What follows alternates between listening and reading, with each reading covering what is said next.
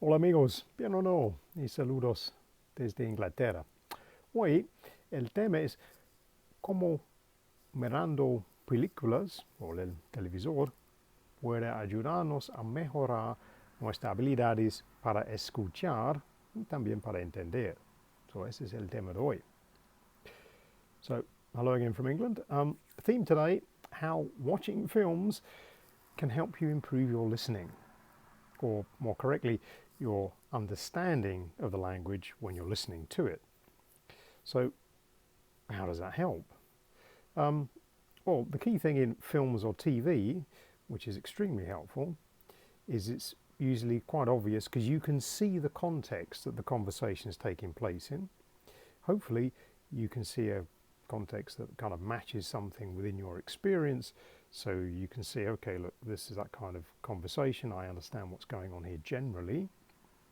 And of course, you do have the other option nowadays of putting on the subtitle text as well to really help you out.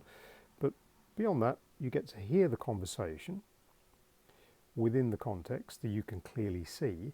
So even if you're not understanding all of the vocabulary, you get to see some sense of, okay, this is the kind of conversation I have in this scene. But particularly, you can see from the way the actors are, their emotions, whether this is, happy scene, sad scene, whatever, yeah, you get a better sense of that. So you get to run the whole route of the language, which perhaps if you're just reading it in a book, again, you might not get the full depth of that.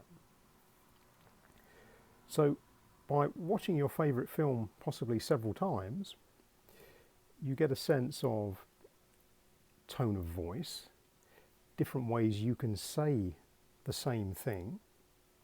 You can listen for patterns of common expressions, whether that's very basic, sort of how people say hello, say goodbye. But again, you can look at how the change in the tone of voice of the actor in a given scene can really change the emotional impact of what they're saying. And this is something to bear in mind, because as we practice our own reading and our own speaking aloud, our tone of voice is something we need to be able to measure to know whether what we're saying is received in a friendly or a negative way, depending on how we sound. It's quite important. So listening to films and TV shows, whatever they are, can be very helpful for that. Now, sometimes, of course, the dialogue can happen very quickly, and that can be a bit confusing. So occasionally, watch it with subtitles. That's going to help you. But really, rather like with a favourite book, if you're happy that you know most of the conversations you're going to need to use the new language in are going to be in a particular context or area, if you pick films or shows that generally cover that, you're going to get repetition of useful dialogue, different ways to see how you can use it, because different actors will portray this in slightly different ways. And then from that range of experience of your listening and watching, you can take some of that into your conversations. So depending on your job, perhaps, there are different films or TV series out there which perhaps reflect more relatively the kind of conversations you have in your general day-to-day, something you can pick from. But it's a very good resource, particularly, say, to listen for the tone of voice, how the actor delivers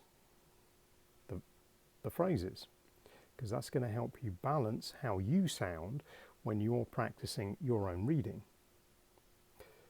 So look at it like that.